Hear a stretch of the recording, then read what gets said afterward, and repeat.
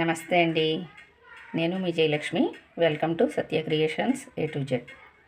ఈరోజు హోలీ కదండి, అందరికీ హోలీ శుభాకాంక్షలు. అలాగే ఈరోజు నేను ఈ వీడియో తీయడానికి నాకు ఈరోజు ఎందుకో లేవగానే మనసు ఏదో కొంచెం బాధగా అనిపించిందండి. అంటే నేను ఫోన్లో వీడియోలు చూస్తూ ఉంటాను. చూసేటప్పుడు ఒక డాక్టర్ గారు క్యాన్సర్ గురించి చెప్తుంటే ఆ వీడియోలు చూస్తుంటే మనం ఎంత పొరపాట్లు చేసుకుంటున్నామో అనిపించింది. నా వంటగదిని నేను పరిశీలిస్తే అన్నీ ప్లాస్టిక్ డబ్బాలే. అంటే ఇదివరకటి రోజుల్లో నేను స్టీలు డబ్బాలు వాడుకునేదాన్ని. తర్వాత అవి తోమినప్పుడు చేతులు తెగుతున్నాయని, మూతలు ఊడిపోతే తొందరగా ఊడిపోతాయి, కింద పడిపోతాయి. అందులో ఉన్న సరుకులు ఏంటో నాకు గబుక్కున, అంటే నేను వేసుకున్నదైనా కొంచెం అటు ఇటు మారుస్తూ ఉంటాం కదా, కొంచెం త్వరగా కనిపెట్టడానికి టైం పడుతుందని ఒక డబ్బా తీస్తే రెండో డబ్బా కింద పడితే అవి మూత త్వరగా ఊడిపోతాయి, ఒలిగిపోతున్నాయని, అలాగా కొన్ని కారణాల చేత మెల్లమెల్లగా ఎవరో ఒకళ్ళు ఈ పేరెంటాలకి అది వెళ్తే ప్లాస్టిక్ డబ్బాలు ఇస్తూ ఉంటారు. ఇవన్నీ ఉపయోగించుకుంటూ ప్లాస్టిక్ మయమైపోయింది ఇల్లంతా. అంటే మనం చంటి బిడ్డను పడుకోబెట్టే చాప దగ్గర నుంచి మనం కూర్చునే కుర్చీల కాడి నుంచి అన్నీ ప్లాస్టిక్ మయం. మనం తినేవి ప్లాస్టిక్. ఆ కొరకు మనం తినే స్పూన్స్ కూడా కొంతమంది ప్లాస్టిక్ వాడుతున్నారు. మా ఇంట్లో అయితే వాడమండి. ఎందుకో ఈరోజు లేవగానే ఈ ప్లాస్టిక్ వాడకం వల్లే కదా చాలా వరకు క్యాన్సర్ వచ్చేది. మనం తినే తిండి పదార్థాలు కొంతవరకు అయితే సగం కారణం ప్లాస్టిక్ వాడకం. ఈరోజు ఎందుకో దీని మీద ఒక వీడియో తీద్దామనిపించింది. ఈ ప్లాస్టిక్ వాడి ఎంతోమంది క్యాన్సర్ బారిన పడి చనిపోతున్నారు.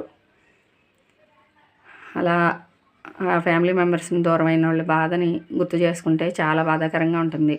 చిన్న చిన్న వయసుల్లో ఇలా ఇబ్బంది పాలవుతుంటే నాకు ఎందుకో లేవగానే కొంచెం చాలా మనసు ఎందుకో కొంచెం బాధగా అనిపించింది.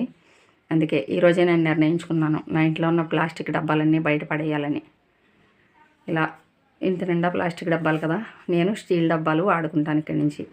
ఇలా మంచినీళ్ళ టిన్నెల కాడి నుంచి ఈరోజే కొన్ని సామాన్లు అయితే పడేయాలని పక్కకి తీసానండి. ఎందుకంటే ఇప్పుడు ప్రతిదీ మనం వాడే ప్రతి వస్తువు ప్లాస్టిక్కే. ఇల్లంతా ప్లాస్టిక్ మయమైపోయింది. అలా కాకుండా మనం ఇలా రాగి, ఇత్తడి, స్టీలు, వంటకి నేను స్టీల్ గిన్నెలు చాలా రోజుల నుంచి స్టీలు, మట్టి గిన్నెలు, ఐరన్ కళాయి మాత్రమే వాడుతున్నాను. ఇలా మనం వేడివేడి టీని చాలామంది చేసే పొరపాటు, నేను మొన్నటి వరకు అదే చేశాను. వేడివేడి టీని ప్లాస్టిక్ చిక్కలతో వడకట్టుకుంటాం. ఇన్ని రసాయనాలు అందులో టీలోకి వెళ్ళిపోతున్నాయండి. ప్రతి మనిషి టీ తాగుతాం.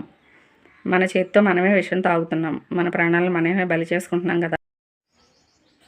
నేను వంట గిన్నెలు అయితే ఉన్నానండి. సేవంటి గిన్నెలు వాడకం అయితే పూర్తిగా మానేశాను, పక్కగా పెట్టేశాను.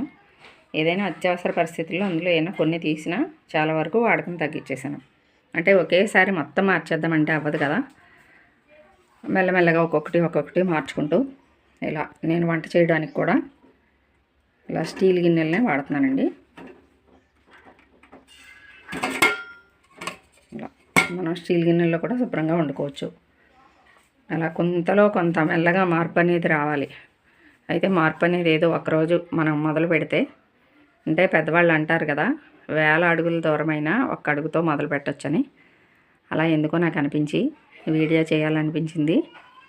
అలాగే అవకాశం ఉన్నవాళ్ళు, అంటే మన ఆరోగ్యాన్ని మనమే కాపాడుకోవాలి కాబట్టి ప్లాస్టిక్ వాడకాన్ని తగ్గించండి, కవర్స్ వాడకం తగ్గించండి అని చెప్తున్నారు. కానీ అవి మానట్లేదు.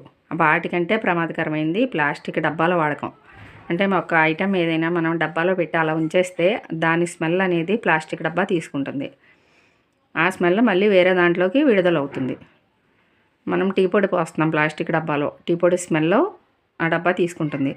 అది ఖాళీ అయిపోయిన తర్వాత దాన్ని వేరే దానికి పచ్చడికో, లేదంటే కాఫీ పొడి, పంచదార, ఇంకొకటి ఏదైనా మారుస్తాం. కానీ ఆ మార్చిన దాంట్లోకి ముందు వాడిన టీ పొడి స్మెల్ తీసుకుంటుంది. అది కలిసిపోతుంది అందులో. ఆ స్మెల్తో పాటు ప్లాస్టిక్లో ఉండే రసాయనాలు కూడా విడుదలవుతాయంట. వాటి వల్లే క్యాన్సర్ రావడానికి కారణమని అంటున్నారు. ఈ వీడియో ఎవరికైనా ఉపయోగపడుతుంది అనుకుంటే పూర్తిగా చూడండి. చూసి అర్థం చేసుకుని మారడానికి మనంతట మనమే ప్రయత్నించాలి. మారదాం, మరి మన ఆరోగ్యాన్ని మనం కాపాడుకుందాం.